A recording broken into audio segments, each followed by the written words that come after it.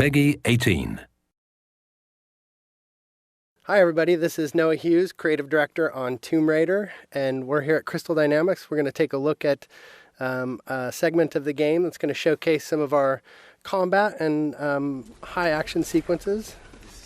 So we can see Lara walking down these steps. She can overhear conversations from the enemies.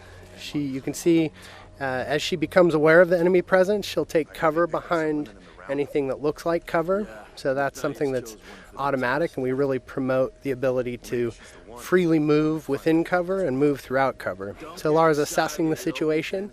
She can overhear bits of story and understand more about what's going on the island. But most importantly, she can sort of use brains as she approaches this situation. She'll take out one guy. We can see that the enemies are reacting, so they're creating cover for themselves, reacting to her situation. Another guy's trying to flush her out of cover with the Molotovs.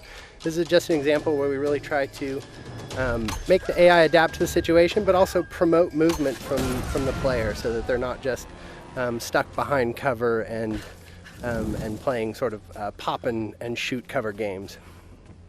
We really promote that movement. So we can see Lara approaching here. She's got her a new gear element, the rope arrow. She's able to create her own zip line.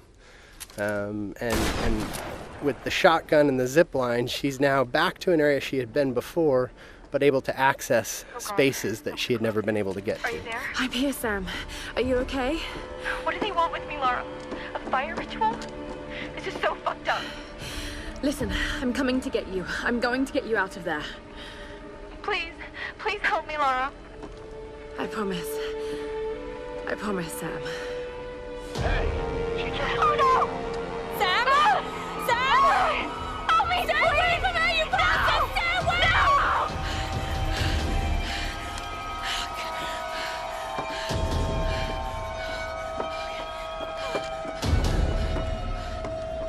So we can see that Lara's friends, in particular Sam, is in trouble, and she has a very clear goal now, which is to make her way to the scavenger fortress where Sam is being held. So she knows that's down at the bottom of the mountain, and she's going to find a way down.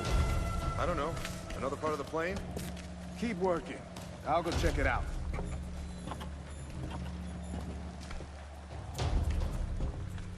Again, often the best strategy is to sort of assess the situation before you jump in with guns blazing.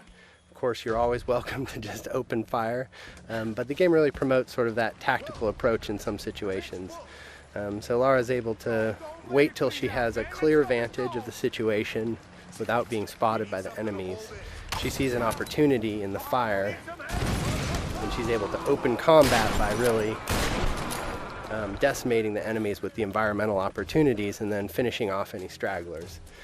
Now, last time we showed this space, we took the left route, and this is just an example of a forked path where you can see them coming up the path that we would have come down naturally. But because Lara's observant and she's taking advantage of her traversal in the environment, she can get the drop on these guys in a way that you may not if you weren't necessarily utilizing traversal to progress and keeping your eyes open for those opportunities. So again, Lara using the barrels as part of the environment to sort of create chaos within the enemy AI and take advantage of that chaos. So again, Lara just not necessarily being all about the biggest firepower, but really trying to use a tactical approach to combat.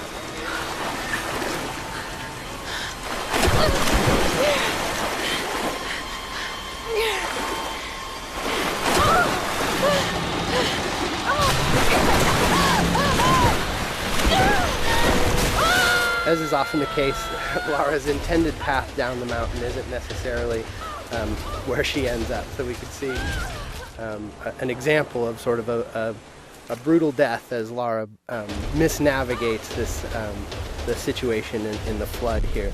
And we try to create these spikes of intense moments where maybe plan A doesn't pan out and Lara's forced to deal with plan B.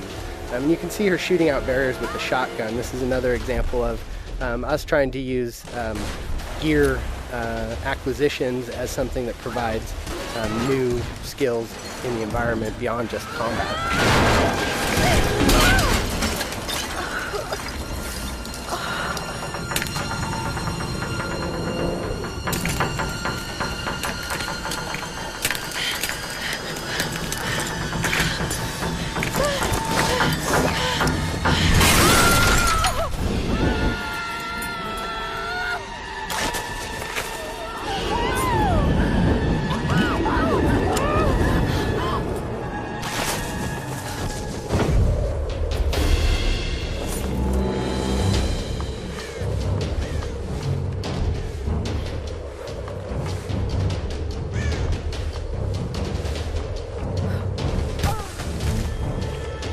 can see that Lara's been able to adapt to this turn of events and managed to find her way down the mountain, but is a little bit worse for wear, having gone through a pretty traumatic descent.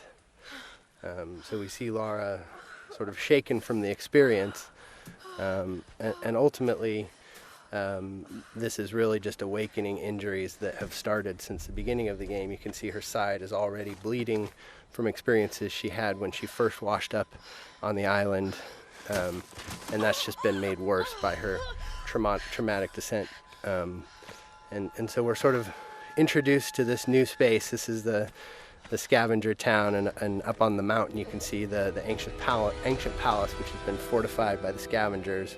And really that's where Lara thinks Sam is being held, and so her goal, Sam and the others, so her goal is to really make her way into that palace. But you can see that she really is sort of feeling the effects of the fall, and as she stumbles her way into this new space, we realize that Lara is indeed worse for wear and has limited traversal capabilities. So you can't necessarily climb from roof to roof like you might if you were in the best of health. So Lara is really forced to sort of in a position of vulnerability to sneak her way towards the medical chopper that she saw, and hopefully find some supplies that are going to help her deal with her current situation. I don't know what you're talking about. Please. You are lying. I know you escaped with him. Please. I don't. I need to loosen your tongue. Tell me! So we can take a moment to overhear some of the story. That's always optional, but we try to infuse a lot of the environments with some of the backstory, and that's actually foreshadowing something that will come up a little bit later in the story.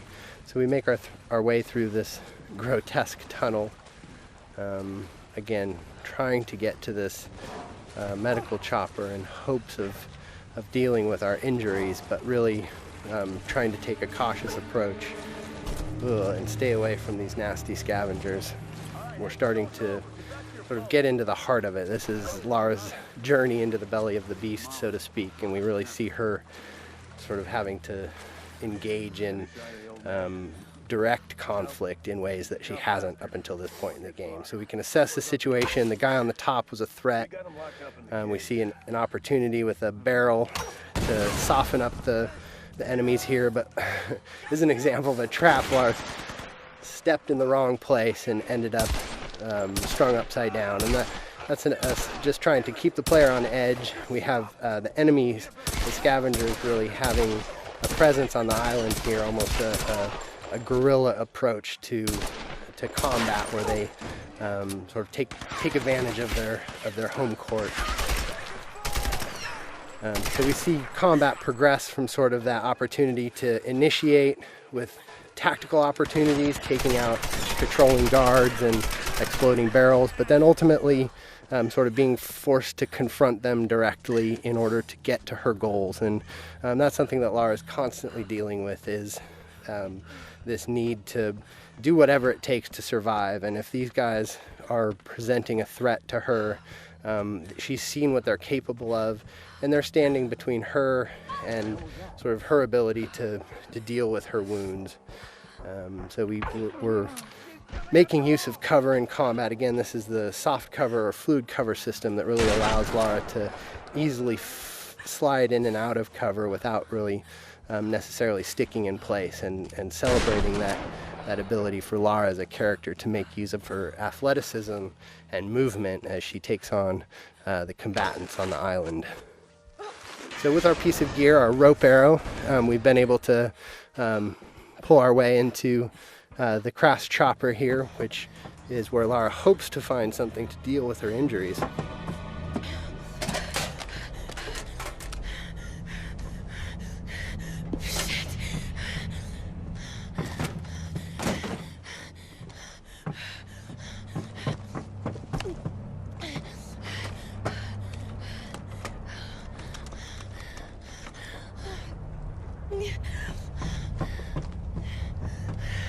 Sorry.